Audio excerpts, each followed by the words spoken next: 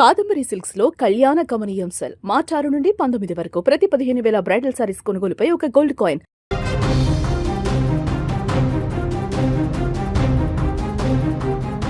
కుటుంబం అంటే ఒక భరోసా, కష్టం వచ్చినా నష్టం వచ్చినా తోడుండే ఒక నీడ. కానీ అదే కుటుంబాలలో కలహాలు ముదిరితే, అనురాగం ఉండాల్సిన చోట అనుమానం పెనవేసుకుంటే అది ఎంతటి వినాశనానికి దారి తీస్తుందో చెప్పే హృదయ విదారకర ఘటన ఇది. అమ్మా అని పిలిచే ఆ పసి ప్రాణాల గొంతును ఆ తల్లే నులిమేసింది. తన రక్తంతో పుట్టిన బిడ్డలను కాల యముడిలా మారి బలి తీసుకుంది. అనంతరం తాను అనంత లోకాలకు వెళ్ళిపోయింది. హైదరాబాద్లోని కుకట్పల్లి పోలీస్ స్టేషన్ పరిధిలో వెలుగు చూసిన ఈ దారుణ ఉదాంతం ఇప్పుడు నగర వ్యాప్తంగా పెను సంచలనం సృష్టిస్తోంది. వరంగల్ జిల్లాకు చెందిన ప్రవీణ్ కుమార్, స్రవంతి దంపతుల సంసారంలో రేగిన చిచ్చు ముగ్గురి ప్రాణాలను బలి తీసుకుంది. వీరిద్దరి మధ్య గత కొంతకాలంగా మనస్పర్ధలు నడుస్తున్నాయి. ప్రవీణ్ విడాకులు ఇవ్వకుండానే మరో వివాహం చేసుకోవడంతో గొడవలు తారాస్థాయికి చేరాయి. ఈ క్రమంలో స్రవంతి వరంగల్లో అతనిపై కేసులు కూడా పెట్టింది. అయితే పెద్దల సమక్షంలో జరిగిన పంచాయతీలతో స్రవంతిని మళ్ళీ బాగా చూసుకుంటానని నమ్మించి ప్రవీణ్ ఆమెను కైతలాపూర్కు తీసుకువచ్చాడు. కానీ గత రాత్రి ఆ ఇంట్లో ఏం జరిగిందో ఏమో.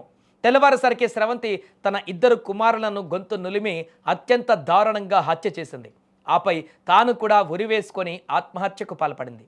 ప్రవీణ్ పనికి వెళ్ళి వచ్చేసరికి తన కళ్ళ ముందే నిర్జీవంగా పడి ఉన్న పిల్లలను, భార్యను చూసి షాక్కు గురయ్యాడు. కన్న తల్లి అంతటి కఠిన నిర్ణయం తీసుకోవడానికి గల కారణాలపైన పోలీసులు ఇప్పుడు ఆరా తీస్తున్నారు.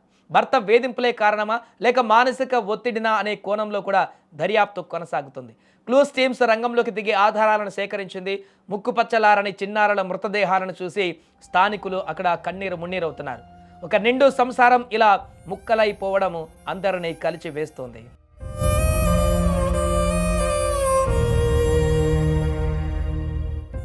ఈరోజు మధ్యాహ్నం 2:30కి మాకు కూకట్పల్లి పోలీస్ స్టేషన్కు డయల్ 100 కాల్ వచ్చింది. ఇట్లా కైతలాపూర్ విలేజ్లో ఒక మహిళ ఇద్దరు కుమారులతోటి ఆత్మహత్య చేసుకొని చనిపోయినట్టు మాకు ఇన్ఫర్మేషన్ రాగానే కూకట్పల్లి ఇన్స్పెక్టరు సుబ్బారావు గారు తమ టీం తీసుకొని ఇమీడియట్గా ఇక్కడికి వచ్చి చూడగానే వాళ్ళిద్దరు కూడా పిల్లలు, అదేవిధంగా వాళ్ళ ఆ లేడీ చనిపోయి ఉన్నది.